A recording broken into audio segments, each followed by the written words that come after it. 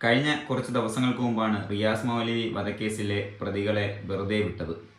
അതിൻ്റെ വിധി പറഞ്ഞ ജഡ്ജിയെ 2 ദിവസത്തിന് ശേഷം സ്ഥലം മാറ്റി എന്നുള്ളതാണ് കേൾക്കാൻ സാധിച്ച പിന്നൊരു വാർത്ത.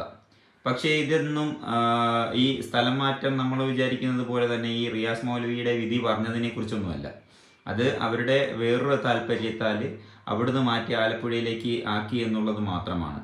ഈ ജഡ്ജി എന്ന് പറയുന്ന ഇവൻ ഒരു തീവ്ര BJP സംഘപരിവാർ ചായവുള്ള ആദർശത്തെ ഉൾക്കൊണ്ട് ജീവിക്കുന്ന ഒരു വ്യക്തിയാണ്. അതുകൊണ്ട് തന്നെയാണ് പുള്ളി RSS പ്രതികൂട്ടിൽ വരുന്ന ഏത് കേസും അങ്ങനെ അങ്ങനെ വിധി പുറപ്പെടുവിക്കുന്നത്.